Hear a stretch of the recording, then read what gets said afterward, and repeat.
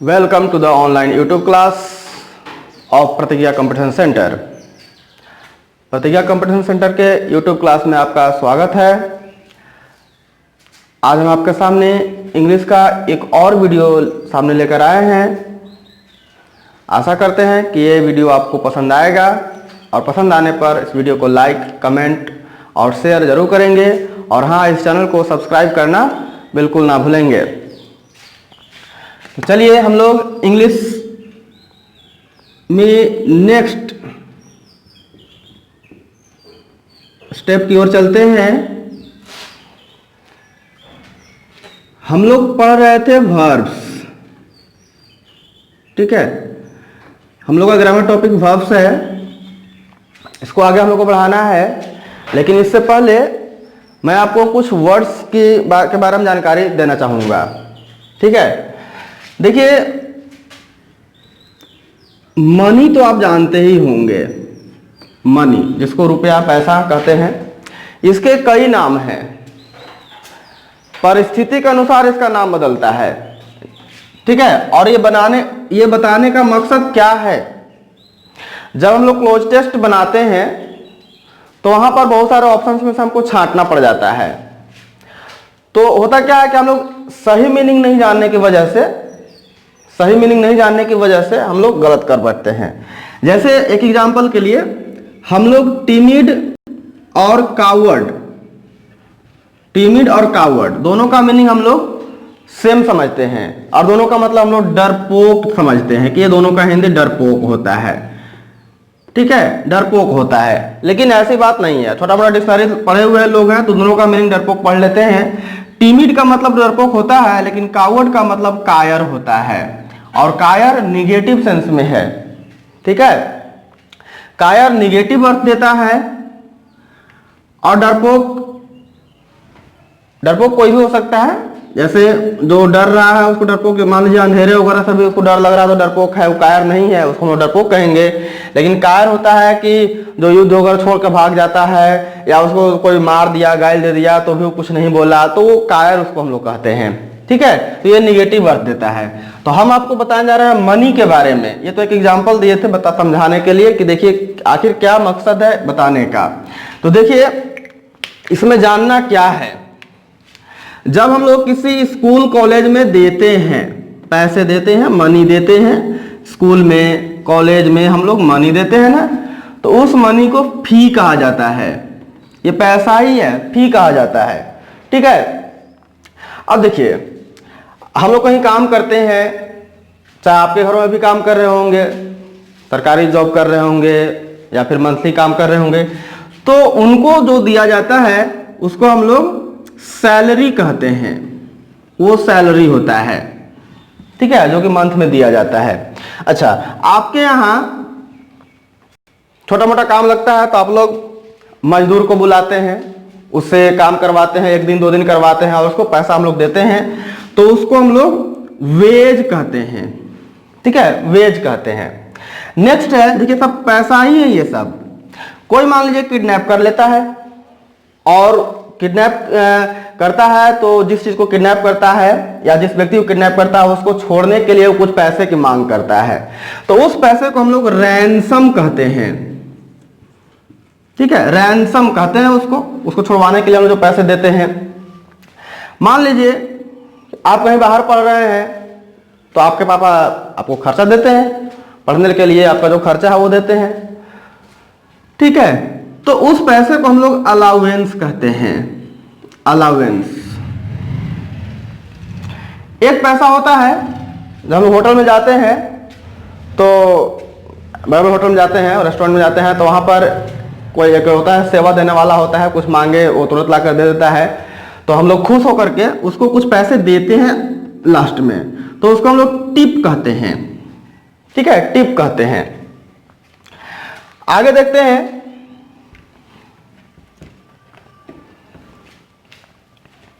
देखिए पूरे ईयर में हम लोग एक बार सरकार को एक पैसा देते हैं। साल भर में जितना हम लोग कमाते हैं उसका कुछ हिस्सा, कुछ परसेंट हम लोग देते हैं। उसको पता है, उसको टैक्स कहा जाता है, जिसको हम लोग इनकम टैक्स भी कहते हैं, टैक्स दिया जाता है। जब किसी का तलाक हो जाता है, जब किसी का तलाक हो जाता है तो हस्बैंड की तरफ से उसकी वाइफ को, जिसकी तलाक हो जाती है उसकी वाइफ को कुछ पैसे दिए जाते हैं, खर्च दिए जाते हैं, उसको एलिमोनी कहा जाता है, एलिमोनी कहा जाता है। अगर आप कुछ गलत काम करते हैं, आप अदालत में चले गए तो वहां भी आपको कुछ पैसे, कुछ सजा भी होता है। तो वो जो पैसे के रूप में जो सजा होता है, जो पैसा आपको देना पड़ता है, उसको फाइन कहते हैं। ठीक है, उसको फाइन कहते हैं। आप गए किसी सरकारी ऑफिस में गए, कोई काम आपको करवाना है। अब वहां क्या होता है कि काम करवाना है तो वो कहेगा कि नहीं इतना पैसा दीजिए तो मैं आपका काम करवा दूंगा। तब वहां पर हम लोग कुछ पैसा देना पड़ जाता है जो कि वो इलीगल होता है, तो उसको हम लोग ब्राइब कहेंगे।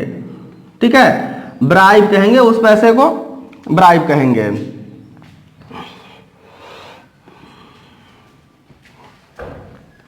और भी पैसे हैं, जैसे मान लीजिए रिटायर हो जाते हैं, आप सरकारी जॉब कर रहे हैं और रिटायर हो जाते हैं तो आपको सरकार जो है कुछ पैसे महीने मंथली वो देती है, चाहे भी वृद्ध लोगों को भी देती है पैसा, जो बूढ़े हो जाते हैं उनको भी दिया जाता है। तो उनको उस पैसे को पेंशन कहते हैं।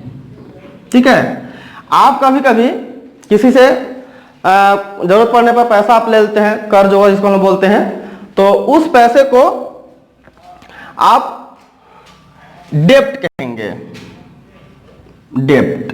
ठीक है, वो आप लिए हैं, आपको वो पैसा चुकाना है, डेब्ट।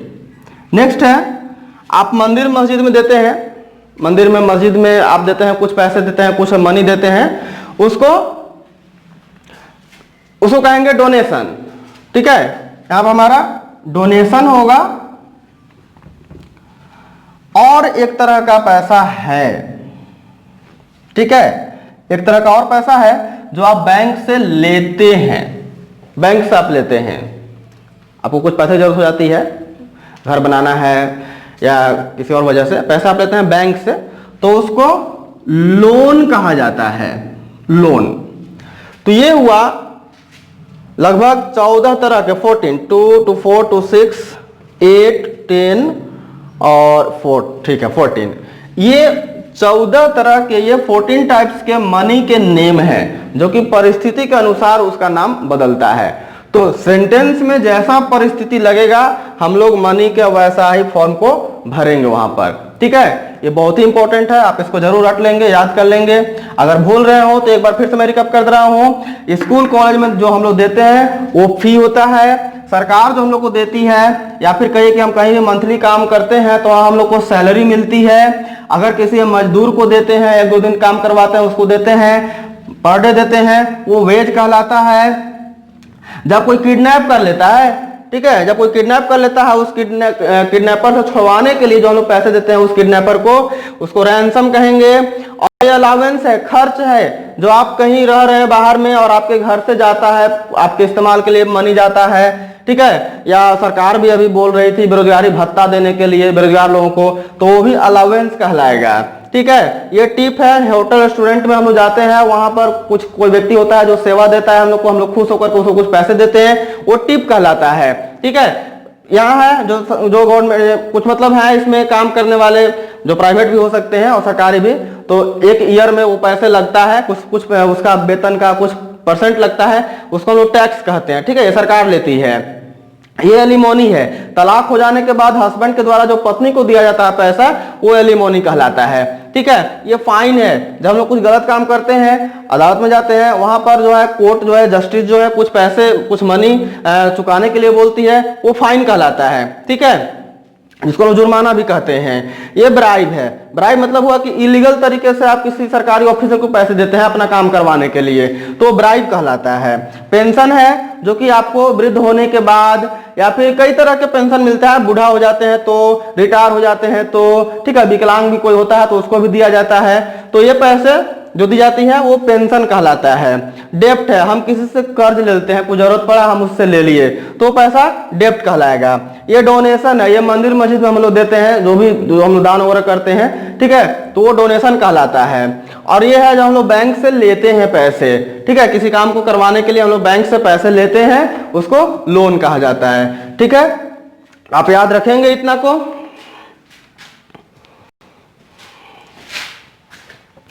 अब हम लोग आते हैं अपना ग्रामर टॉपिक वर्ब पर।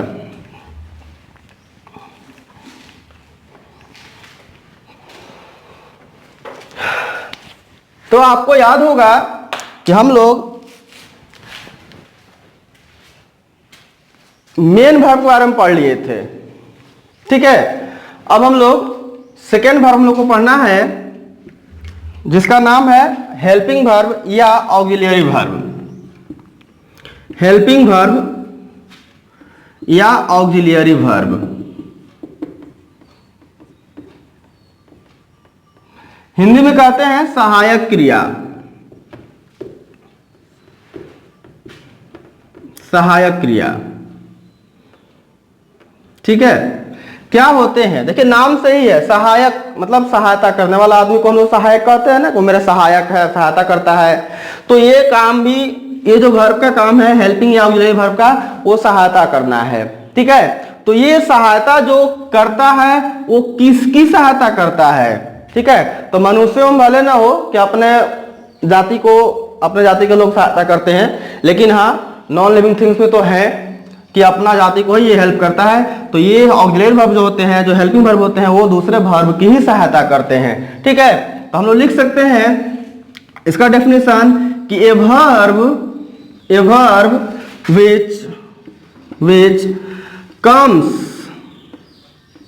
which comes to help a main verb, क्या करने आता है, मेन वर्ब की सहायता करने आता है। वो क्यों सहायता करता है, उसको कुछ बनाना होता है, in order to make tense, ठीक है, वॉइस, मूड etc, ठीक है, is called a helping verb. तो एक ऐसा वर्ब जो मेन वर्ब की सहायता करने आता है, मेन वर्ब की सहायता करने आता है, और वो सहायता करता है, उससे टेंस का निर्माण होता है, उससे वॉइस का निर्माण होता है, उससे मूड का निर्माण होता है, तो हम लोग उसको हेल्पिंग वर्ब कहेंगे। देखिए इंग्लिश ग्रामर में there are 24 helping verbs.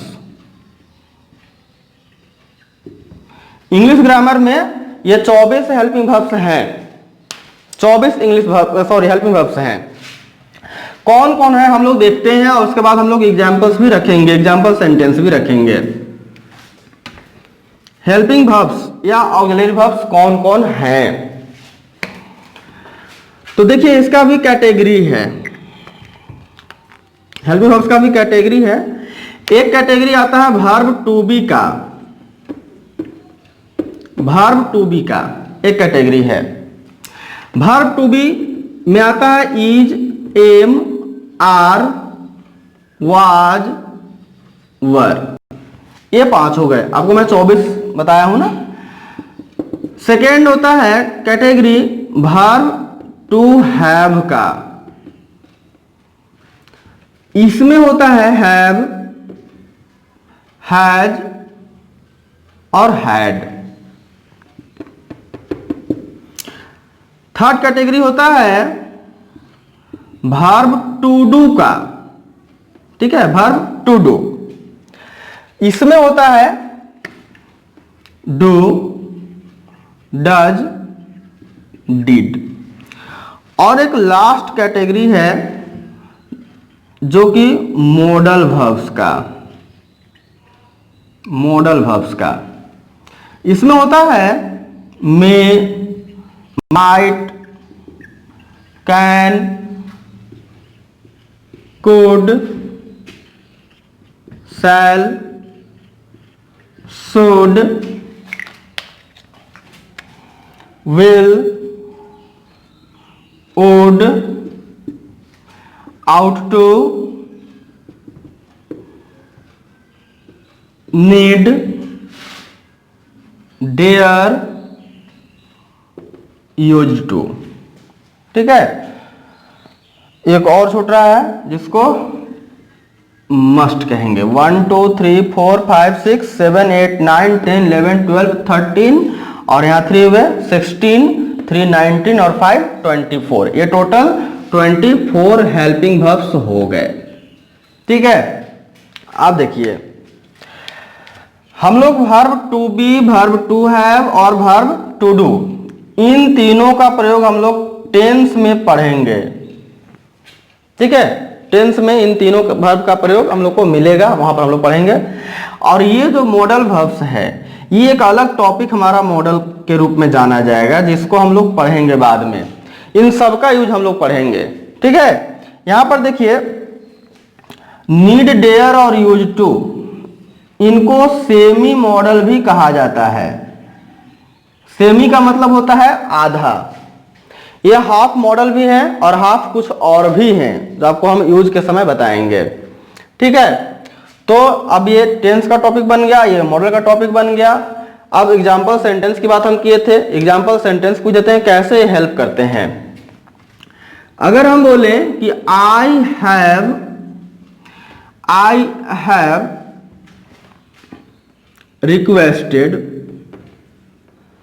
Requested the principal. ठीक है। I have requested the principal. देखिए यहां पर हैव और रिक्वेस्ट ये दो वर्ब्स हैं। तो ये हैव है तभी ये रिक्वेस्टेड हुआ है, नहीं तो रिक्वेस्ट वर्ब था हमारा, रिक्वेस्टेड हुआ है। ठीक है। ये हमारा हैव आया तो ये V3 आ गया, ये हेल्प किया तो V3 आया। अगर ये हैव ना हो तो यहां पर V3 नहीं आ पाएगा। ठीक है। यानी ये हेल्प कर रहा है इसको कुछ बनने के लिए, यानी V3 बनने के लिए हेल्प कर रहा है। ठीक है। तो अगर टेंस की जानकारी होगी तो इसको हम लोग प्रेजेंट परफेक्ट टेंस के नाम से जानते हैं। ये टेंस में लोग जानेंगे ही। एक दो और एग्जांपल जानते हैं।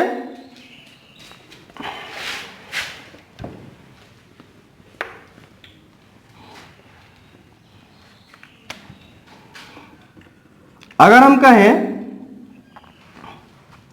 कि he did not complete his homework। तो देखिए यहां डिड भी है और यहां कंप्लीट भी। आपको तो बता दिए कि डिड हमारा हेल्पिंग वर्ब है, कोई जरूरी नहीं है कि डिड हेल्पिंग वर्ब ही रहेगा, ये मेन वर्ब का भी काम करता है। तो वो आप लोग को बता दिया गया है कि जब सेंटेंस में अकेला वर्ब हो, ही डिड हिज होमवर्क, जब अकेला वर्ब हो तो वही होता है मेन वर्ब। ठीक है। लेकिन यहां पर देखिए डिड भी है और कंप्लीट भी है, दो वर्ब्स हैं। तो जो पहले आने वाला जो वर्ब होगा वो हेल्पिंग वर्ब होगा और जो बाद में आएगा वो मेन वर्ब होगा। तो एक चीज यहां से निकलता है कि कोई भी सेंटेंस में, ठीक है, मोर देन वन वर्ब्स हैं। ठीक है। और वो हेल्प कर रहा है, किसी तरह से वो प्रभावित है, किसी न किसी तरह से वो आगे वाला वर्ब प्रभावित है उससे, तो जो पहला वर्ब होगा वो हेल्पिंग वर्ब होगा। ठीक है। लेकिन प्रभावित करना चाहिए, उसको हेल्प करना चाहिए। ठीक है। तो हमारा हेल्पिंग वर्ब कहलाएगा। अन्यथा अकेले रहेगा तो वो मेन वर्ब कहला जाएगा। ठीक है। तो आज हम आप लोग को वर्ब कंप्लीट कर दिए। ठीक है। नेक्स्ट डे हमारा जो टॉपिक होगा वो सिंटैक्स का होगा, या उसी को सब्जेक्ट वर्ब एग्रीमेंट कहेंगे। और वो बहुत ही इंपॉर्टेंट है कॉम्पिटिटिव एग्जाम के दृष्टिकोण से। आप जरूर बने रहें चैनल पर और सब्सक्राइब जरूर कर लेंगे। और ये वीडियो अगर पसंद आया होगा तो लाइक, कमेंट, शेयर अवश्य कीजिएगा, ताकि हम लोग का मोराल यानी मनोबल हम लोग का बना रहे। Thank you. That's all.